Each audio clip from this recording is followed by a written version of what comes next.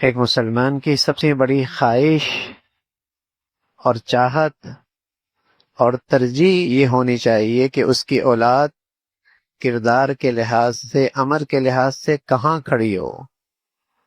عباد الرحمن فرمایا یہ رحمان کے بندے ہیں، ان کی اپنے گھر والوں کے لیے سوچ و فکر کیا ہے۔ عباد الرحمن یہ رحمان کے بندے ہیں، ان کی اپنے اولاد، اپنے گھر والوں کے لیے سوچ و فکر کیا ہے، یہ اپنے بچے اور بچیوں کے لیے کیسی زندگی دیکھنا چاہتے ہیں۔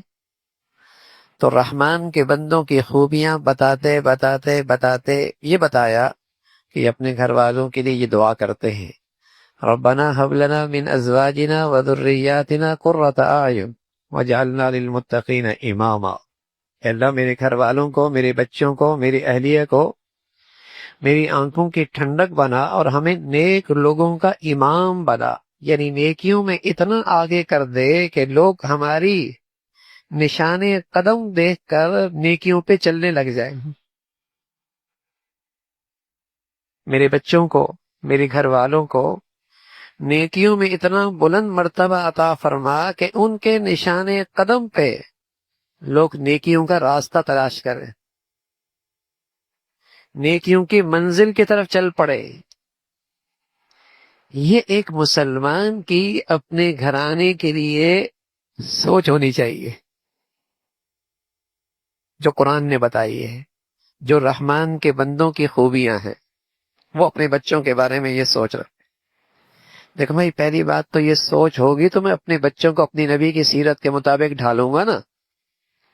جب میں نے سوچ ہی لیا ہے کہ ان بچوں کو دیندار نہیں بنانا، باقی سب کچھ بنانا ہے، بلکہ اگر بچہ تھوڑا سا دین کی طرف آنے لگے، نہیں بیٹے اتنا ڈیپ نہیں، بس جمعہ کافی ہے، بس نماز پڑھ لی نا اتنا کافی ہے، بس اتنا آگے نہیں۔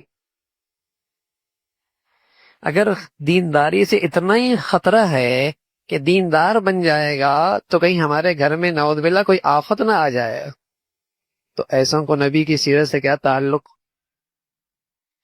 تو پہلی سوچ تو میری درست ہو جائے کہ میں نے اپنے بچوں کو، بچیوں کو دین کے کس نقشے پہ میں اپنے بچوں کو دیکھنا چاہتا ہوں، کہاں نیکی کے لحاظ سے دیکھنا چاہتا ہوں۔ پھر اگلا قدم ہے نا کہ میں نے اپنے بچوں کو نیک بنانا ہے، تو اس کے لیے طرز عمل کیا ہونا چاہیے، طرز عمل کیا ہونا چاہیے۔ تو اس طرز عمل میں سب سے بنیادی چیز گھر کی زندگی ہے، اس لیے کہ بچے اپنی زندگی کا ایک بڑا حصہ گھر میں گزارتے ہیں، اماں ابا کے ساتھ، گھر کی چار دیواری میں، تعلیمی ادارے میں بھی جاتے ہیں چند گھنٹوں کے لیے، باہر جائیں گے چند گھنٹوں، لیکن سب سے زیادہ وقت ان کا گھر کی زندگی میں گزرتا ہے۔ یا یوں سمجھیے، پہلی تربیت گاہ، پہلی دانشگاہ، پہلا تعلیمی ادارہ، پہلی درسگاہ گھر کی دہلیز ہے۔ اب یہ دیکھنا ہے کہ اس گھر کے اس تربیتی تعلیمی درسگاہ میں دونوں اساتذہ کا کردار کیا ہے، اماں ابا کا، یہ دونوں مربی ہیں، یہ دونوں معلم ہیں، ان کا طرز عمل کیا ہے۔ اور بچے زبان کے بول کم سنتے ہیں، آنکھوں سے وہ زیادہ چیزیں نوٹ کرتے ہیں۔ بچے جو ہیں،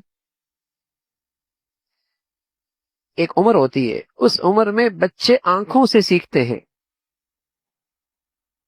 زبان سے کم سیکھتے ہیں۔ یہی وجہ ہے دنیا کے اندر آپ دیکھیں گے جتنا جدید نیا تعلیمی سسٹم آ رہا ہے تو بچوں کے لیے دیکھنے کی چیزیں زیادہ، پریکٹیکل چیزیں دکھائی جا رہی ہیں۔ کانوں سے بچہ کم سنتا ہے، زبان کی تقریر بچہ کم سنتا ہے، آنکھوں کے مشاہدے سے وہ زیادہ سیکھتا ہے۔